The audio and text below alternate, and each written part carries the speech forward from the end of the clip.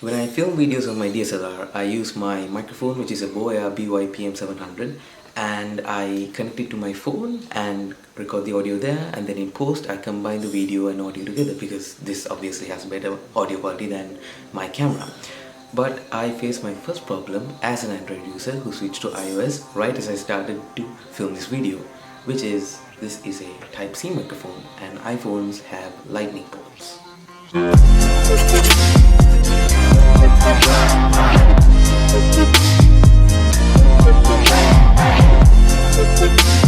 Alright, so a few first impressions. The phone was easy to set up because I already had an Apple ID because I used to use a MacBook before I switched to an MSI, so it was easy and nothing too complicated. I just downloaded my apps. I didn't really change anything on the wallpaper.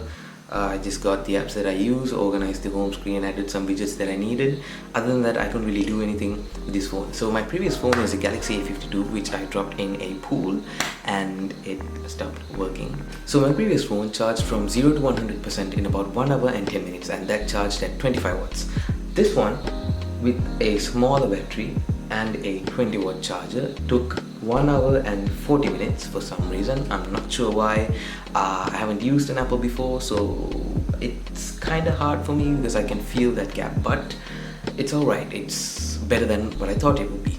And I've said a lot of things about Apple, and now that I'm using one of their products, well, I'll give you my honest opinion. If I think it's good, I'll tell you it's good. And so far from what I've experienced, because I used one of my friend's spare accesses until my phone got fixed or I figured out what to do for about 5 days, the only complaint I have is the battery from a 5-year-old phone. So right now I'm not going to be using the phone. I'm just going to be setting my alarm and going to bed, and let's see the overnight drain. So I don't know how much it's going to drain, maybe 2-3%. That's what I had with my previous phone. Then again, that was a mid-range Android and this is a flagship Apple. I mean, they only make flagships anyway, but yeah, we'll see.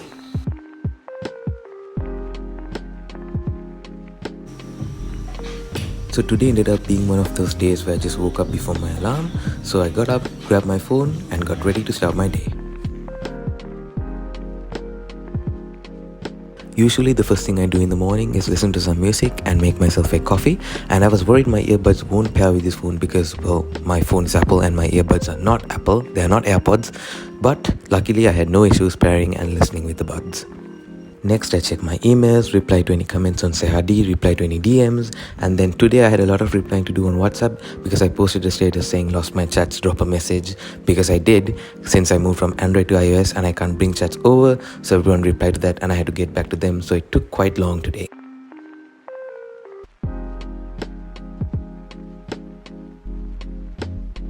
After that, I downloaded some apps that I needed, got those set up and got some more work done, and by the time I was done, I had spent 1 hour and 32 minutes on the phone and the battery was still at 82%. One of the issues that I had to face was my watch and my phone not getting along because my watch is a Samsung watch and my phone is an iPhone. So obviously, two different brands, two ecosystems, and I had a little trouble trying to get them to work, but eventually I did. However, I didn't have the same level of customization I had on my watch on my Android phone on this phone, but I did manage to get it to work. Another issue that I came to find is that the purchases that you make on your Google account don't transfer over to your Apple ID. I don't know why I didn't see that coming, but it took me by surprise. So I edit my videos on InShot and I had the Pro subscription for over a year. Since I don't get the Pro version on this phone because I'm using an Apple ID now, I had to buy the app again, and this is not an option because pretty much all my content is edited on this app. So without the Pro version of this app, there will be no Sehadi content. So I had to immediately purchase that as well, meaning I had to spend an extra 5,000 rupees to purchase an app that I already had because I moved to iOS. Two of my friends came over today as well, and they were also messing around with the phone, checking out the camera and stuff, so I knew for a fact that my screen time today is gonna be more than what I'd usually have on a normal day.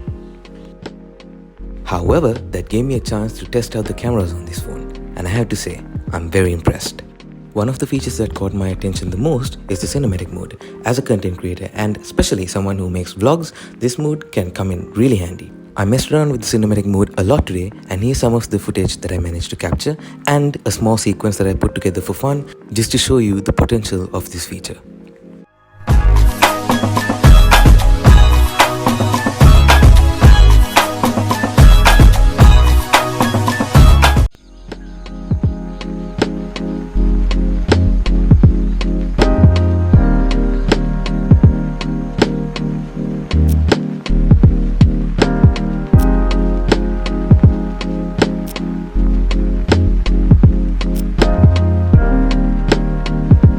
time they left, I had a screen time of almost 6 hours, but I still had 27% left.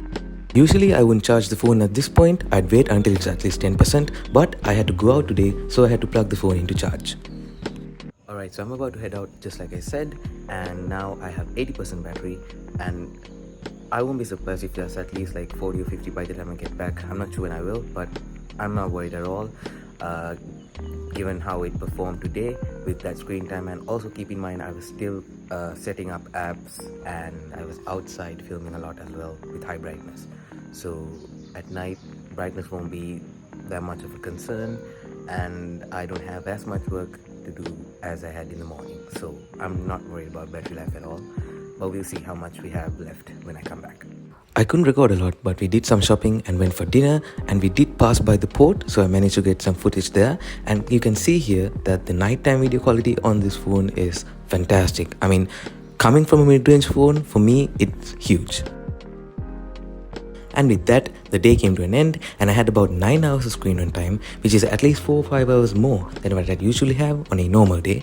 And I had about 50% battery at the time that I got home, which is pretty much what I expected. So overall, I was pleasantly surprised by the battery life on this phone, and based on today's usage, I know for a fact that this phone will comfortably last me an entire day without me having to plug it in. Alright. Time for some real talk. Alright, so it's been a few days since you guys watched the video that I just played, and I wanted to release it as soon as possible at first, but then I decided in case I'd have any additional thoughts, I'd wait a few days so that I really had a chance to use this phone properly, and then add those thoughts at the end just like this. So these are my final impressions after using this phone for about 5 days. Alright, let's talk cameras. And to be honest with you and keep it 100% real, I've had zero complaints about this camera system. Honestly, the past 5 days that I've been using this phone, there's not been an instant where I had taken a photo and it didn't turn out the way that I wanted it to.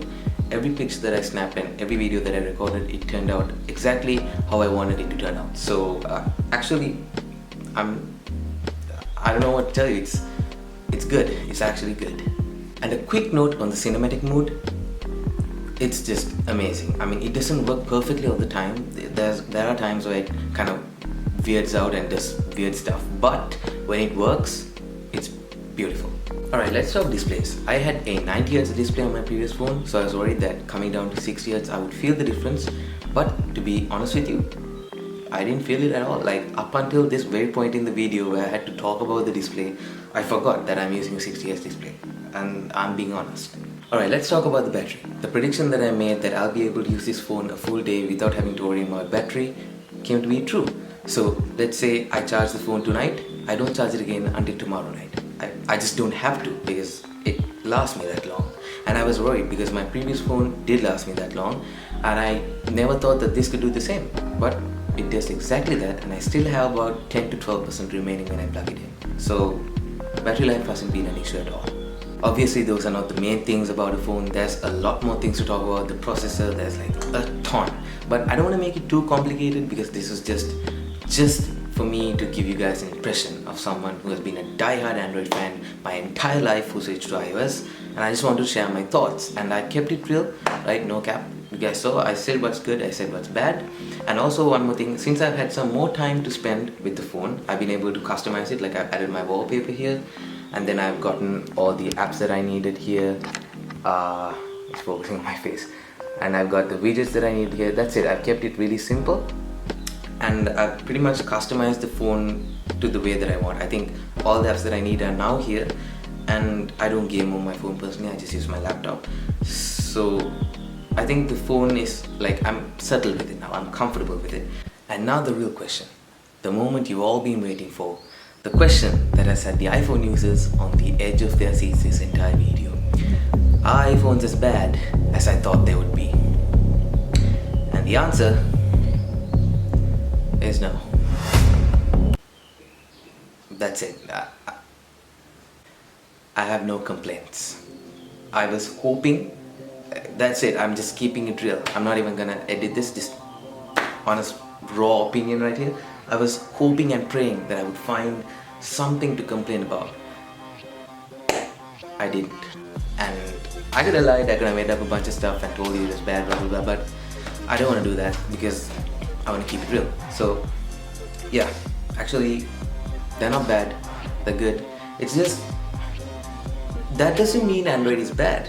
Remember, right? I use that and I would switch over to Android any day of the week, no problem. But even this is good, it's not as bad, and I will not make fun of iPhones anymore. I mean, I can't, I own one now, but yeah, that is it for this video. Those are my honest impressions as an Android user who switched to iOS. And yeah, this video was tough to make because it was harder than I thought. I had to get a lot of footage and stuff. There was a voiceovers, but I really hope you guys enjoyed, and I'm back on YouTube again. I'm hoping to at least upload once a month at least, so that we can keep the channel alive. And once I'm done with my A-levels, I plan to do a lot of stuff on this channel. So yeah, I hope you guys enjoyed, and I hope you Apple users are satisfied and you got what you wanted.